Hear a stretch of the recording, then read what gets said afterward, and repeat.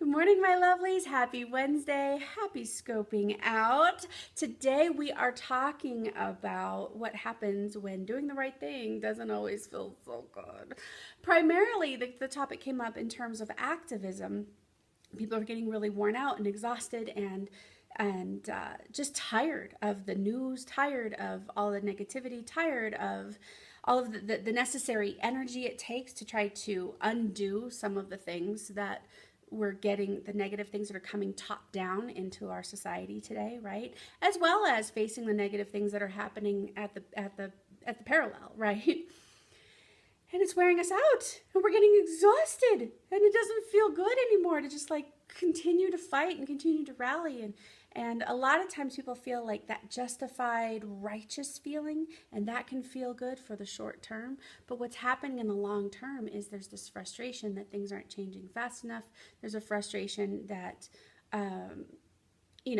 they just don't get it, whatever, that builds up, and it creates a long-term effect of burnout and exhaustion, and it starts to change who we are. So I want to talk about what it is we're after when we're really after something like happiness. Now, I've mentioned this before in these scopes. It's important to mention again, we want to believe that we can be the change we wish to see in the world, as Gandhi once said, right? And we do.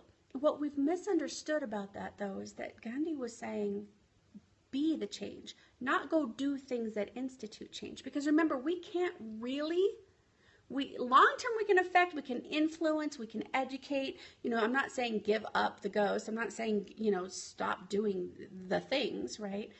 But we don't have any immediate control over others or our circumstances. In fact, the one place we do have control is fairly limited in its scope because we often are on a default. We are running off of presumptions. We have cognitive biases that are working against us constantly, right?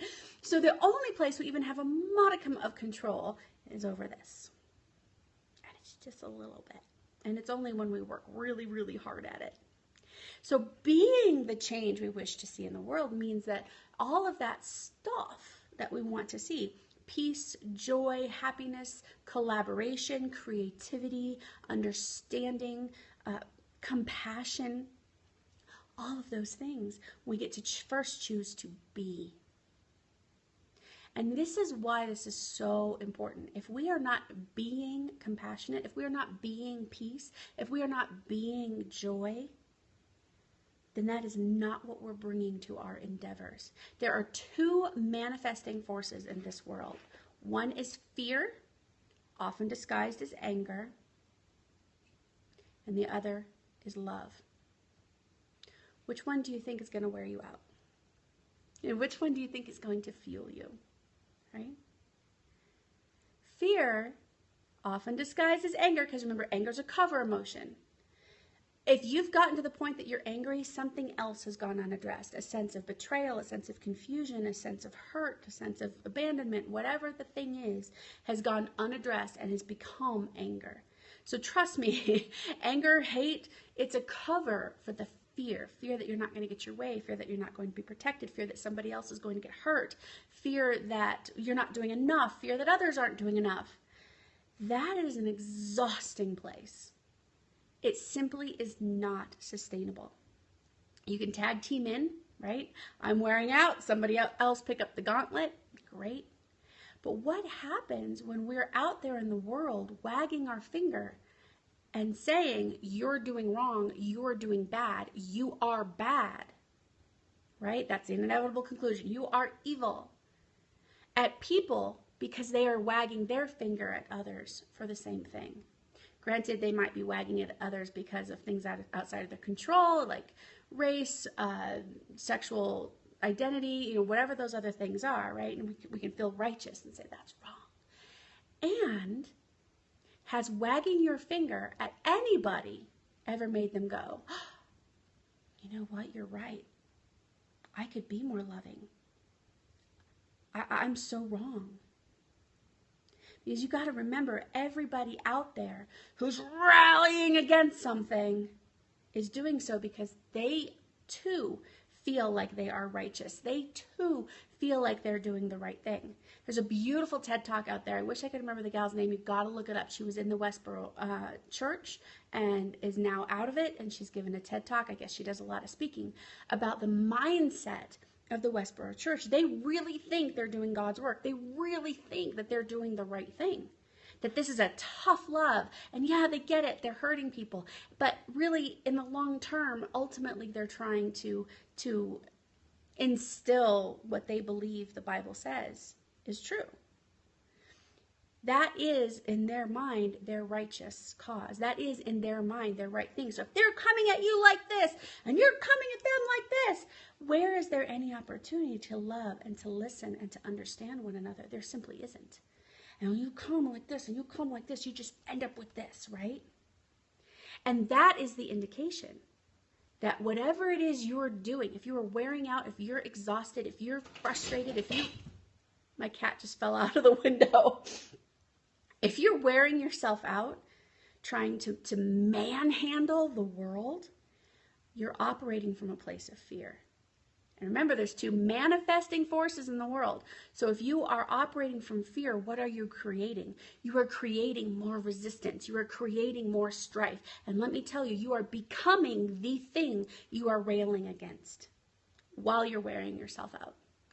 Guaranteed. You are becoming that judgmental ass. You're becoming that person that refuses to listen. You're becoming that person that thinks that they are right and everybody else is wrong. You're becoming the thing that you're resisting because you're manifesting. You're manifesting from fear.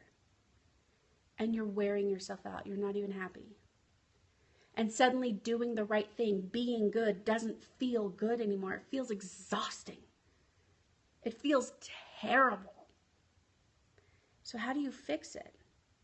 And this is the tough part. You want to really check into your intentions. Are you operating from a place of love?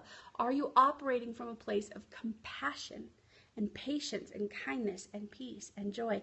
That can be really tough when you see your brothers and sisters out there being hurt and manhandled and mangled and treated unfairly. That can be really hard to do. And it is the only thing that has any kind of sustainability. It's a long game. It takes longer. There's another beautiful story out there about a black man who made I wish I should have written down these names. I'm so sorry. But he made it his goal to befriend members of the Ku Klux Klan. He really wanted to understand how they got there. He really wanted to know how they ended up in that space in their lives. And as a result, he not only made some amazing friends, they began to see him as a human being. They could no longer dehumanize a black man, right? And they ultimately ended up leaving the Ku Klux Klan and going on to change the lives of their sphere of influence. It was a long game, but I guarantee you, those people that were involved in that just kept coming back to the conversation, just kept having faith in one another, kept being peace, kept being collaborative, kept being creative, kept being loving and kind. They're not worn out in the way that you're worn out. You get tired from time to time, wonder if it's doing any good because it's such a long game, until you look back and you see all the lives you've changed. And you look inward and you see that you're happy and you're full and you're whole. Right? That is how you know if you're operating from a manifestation place of fear or of love. And so guess what? When you're showing up in kindness and loving grace and understanding and collaboration and listening, when that person comes at you like this and they're expecting this to hold them up and you just go, whoop, where do they go? Suddenly they've got nothing left to look at but themselves. They've got nothing left to resist except themselves because you're not offering any resistance. You're not wearing yourself out. And more importantly, you are not becoming the thing that you're railing against. You are becoming more of the thing that you identify with in the first place. Acceptance, loving kindness, joy. That is the goal. So if you're not happy and being good doesn't feel good, take a look at your intentions. What is that looking like inside of you? How are you approaching every single conversation? All right, So take a look. Your homework, my homework, is to pay attention to these things. Stay in touch with me on the blog. Subscribe to the YouTube channel so you don't miss any of these live Periscopes at 8:30 a.m. Wednesdays, Mountain Time. See you next time in loving grace and ease and kindness. I love you all so much. Let's go out and be the change we wish to see in the world. Goodbye, my lovelies.